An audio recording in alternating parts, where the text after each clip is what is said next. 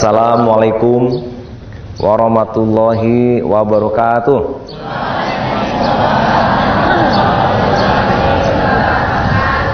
Alhamdulillahilladzi an'ama alaina wa hadana ila dinil Islam.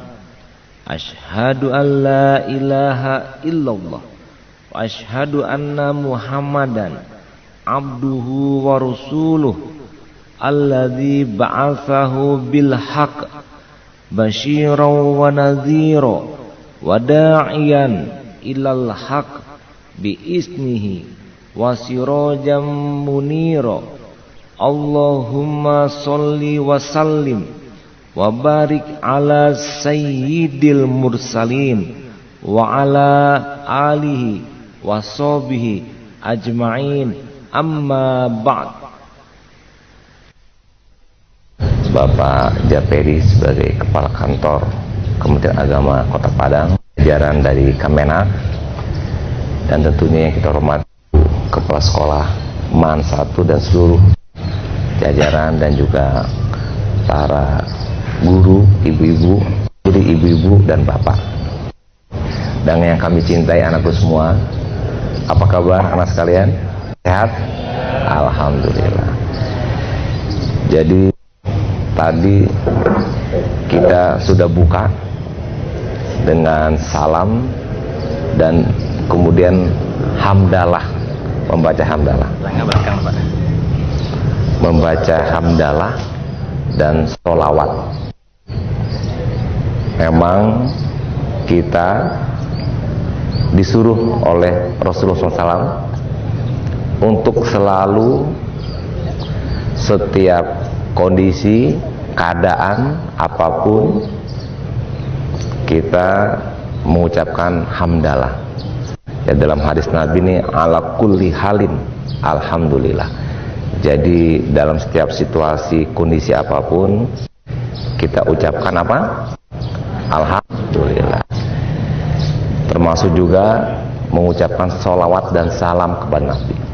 Jadi kita disuruh oleh Rasulullah setiap saat ingat Allah terus. Alladzina yazkurunallaha qiyaman wa qu'udan wa 'ala junubihim wa yatafakkaruna fi khalqis samawati wal ard rabbana ma khalaqta hadza batila subhanaka faqina azabannar. Ini juga disuruh oleh Allah. Maka dari itu, kalau ada orang yang ngasih ceramah, mengucapkan salam, baca hamdalah dan sholawat, itu untuk mengingatkan kita supaya apa? Ingat Allah terus. Dan bapak ibu guru masuk kelas, ketika mengajar, memulainya setelah assalamualaikum, baca hamdalah dan sholawat juga, supaya apa? Bersama mengingat kita, agar kita ingat Allah terus. Berzikir diantaranya mengucapkan alhamdulillah. Jadi kalau ada diantara awak mukonya kusui, hatinya tidak tenang, jiwanya muko makarui, berang saja tidak tenang duduk, itu tandanya lupa kepada Allah. Dingin, ini Allah Tuhan. Ucapkan alhamdulillah, alhamdulillah kuah. Iko saya biku-biku. Balikan. Coba kita saat ini sehat kan? Iya, alhamdulillah. Kita sekolah di sini MAN 1 bagus kan? Bagus, alhamdulillah. Jadi itulah sebagai pengantar supaya kita selalu mengingat Allah. Baik Bapak Ibu yang saya hormati, judulnya ini yaitu baik sesama kita. Sebetulnya yang ingin saya sampaikan kepada anak-anak semua dan Bapak Ibu tentang bagaimana pergaulan kita sesama kita. Jadi kita itu adalah makhluk sosial. Yang disebut dengan makhluk sosial ini orang yang suka berhubungan, bergaul, berkomunikasi dengan orang lain. Tidak ada cerita ataupun data manusia hidup tanpa ada orang lain, nggak mungkin. Ya, manusia. Tapi sebetulnya tidak hanya manusia, makhluk juga yang lain demikian. Dia Allah ciptakan berpasangan, ya, dengan istilah azwajan atau dengan istilah dipasangkan itu dengan bentuk jodoh dan sebagainya. Nah, jadi karena makhluk sosial, Anda pasti ketemu di kelas dengan teman ngobrol, pulang ke rumah bersama teman ngobrol, betul begitu? Sampai di rumah ada kakak, ada adik, ngobrol juga, ketemu bapak ibu, ngobrol juga, ya, berkomunikasi. Dan itu bagian dari kehidupan kita, berkomunikasi, dan sesuai dengan ciptaan Allah kepada manusia sebagai makhluk sosial, makhluk yang berkomunikasi. Nah, cuman yang menjadi masalah, ngobrol tadi tidak produktif, berkomunikasi tadi tidak efektif, dan kemudian bertemu dan berkawan dan kemudian cerita itu tidak berdampak positif, tidak juga bermanfaat, khususnya untuk hati, ya, hati kita. Kadangkala banyak ngobrol membuat hati kesat, membuat hati ternodai. Nah, kenapa tidak produktif? Kenapa tidak efektif? Kenapa tidak bermanfaat dalam komunikasi? Karena ketika awak mengecek jo kawan, ketika bertemu, langsung saja ketika awak bertemu orang lain yang dipekecean, orang lain yang dipolo-oloan, muncul pula prasangka-prasangka kepada orang lain. Kemudian muncul pula beberapa tuduhan-tuduhan, orang lain yang diotan. Nah, ini yang tadi disebut tidak produktif. Betul, kita punya kebutuhan untuk berbicara, tapi kemudian yang awak otan tidak boleh. Oleh karena itu Allah dan Rasul melarang kita seperti misalnya berprasangka, yang menuduh-nuduh orang. Dan dalam hadis juga begitu banyak sekali. Mungkin Anda bisa baca dalam surat Al-Hujurat, itu ayat 11, ayat 12, kemudian nanti ayat 13 juga ada, ya, berkaitan dengan bagaimana kita bersama kita. Misalnya dalam kutipan ayat 11 surat Al-Hujurat, ya ayyuhalladzina amanu la yaskhar qaumun min qaumin asa ayakunu khairum minhum. Jadi awakku kadang-kadang punya prasangka, langsung si orang lain dituduh.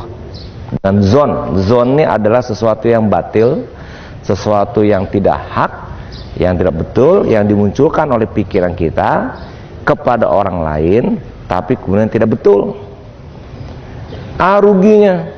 Rugi yang pertama yang langsung awak rugi, diri awak tidak tenang, jiwa awak tidak tentram, awak gelisah, hati awak tertutup dari kebaikan.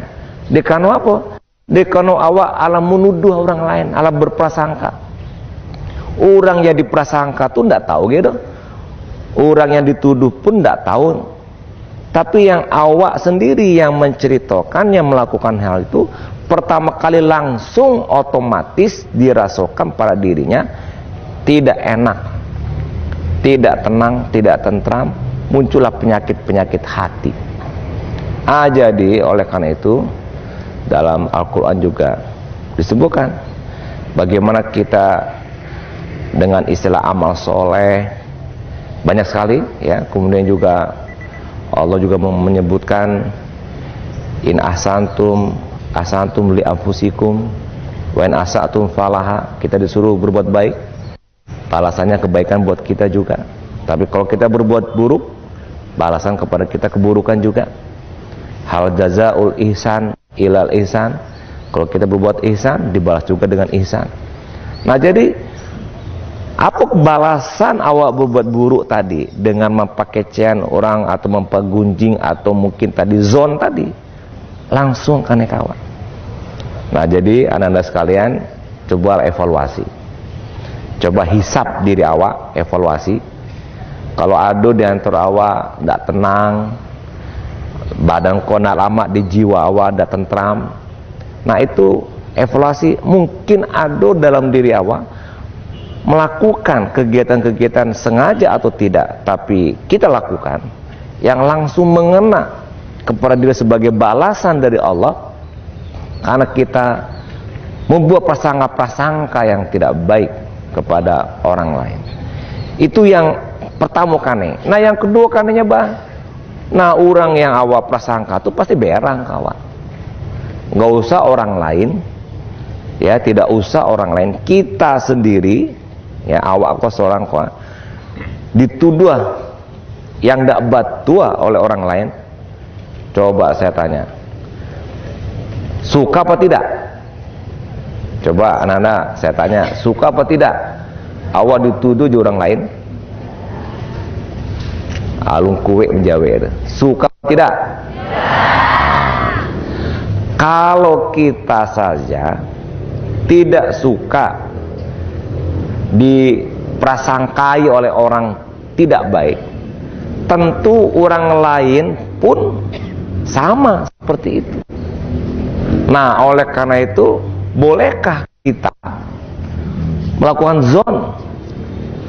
Karena bisa jadi prasangka yang kita lakukan itu pasti tidak betul, dan yang kita lebih baik lagi dari kita. Awak kan kadang-kadang melakukan sesuatu yang kita lupa bahwa kita itu juga lemah, yang kemudian kita juga punya kekurangan. Ini sama datang Pak Kakanwil, Kementerian Agama. Kemudian surat berikutnya, ayat yang ke-12. A'udzubillahi minasyaitonirrajim. Ya ayyuhalladzina amanu jtanibu katsiran minadh-dhunni inna ba'dadh-dhunni ism. Nah, ini ya tadi juga sudah disebutkan mengenai zon, mengenai prasangka, dan juga kemudian juga disebutkan berikutnya wala tajassasu, nggak boleh juga menyalahkan, wala yaktab ba'dukum ba'do. Kemudian juga ayuhibu ahadukum ayakula lahma akhi maitan fakarih tumuhu wattaqullaha innallaha tawwabur rahim. Ini ayat-ayat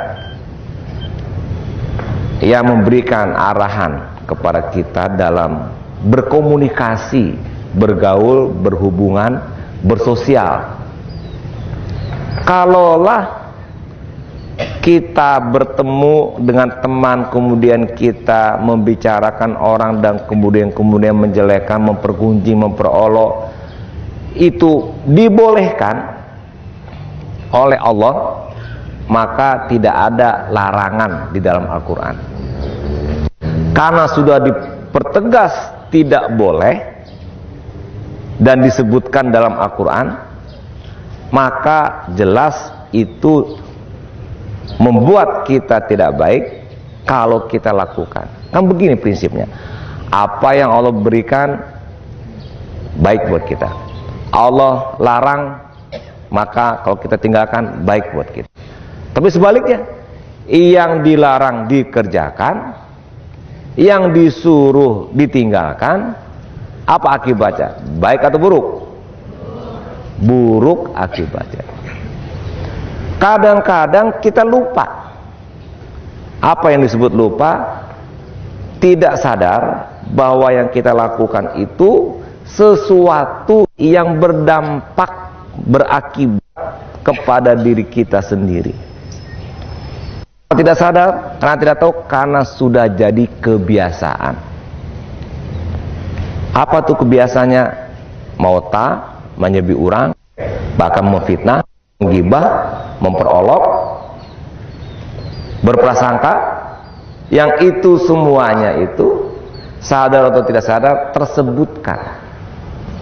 Nah, oleh karena itu, anak-anak sekalian, walaupun kita diberikan oleh Allah sebuah yang sosial, yang berkomunikasi, dan justru berkomunikasi itu adalah bagian dari proses katarsis. Ya, dalam psikologi ini katarsis ini adalah ungkapan perasaan, ungkapan pikiran yang juga bisa membuat kita sehat secara psikis, namun tidak diarahkan kepada bagaimana merusak hubungan dengan mempergunjing.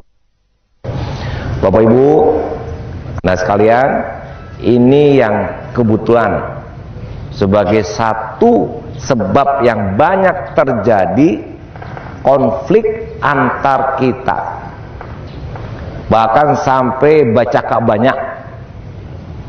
Kenapa? Karena kita berkomunikasi yang tidak efektif tadi. Waktu habis,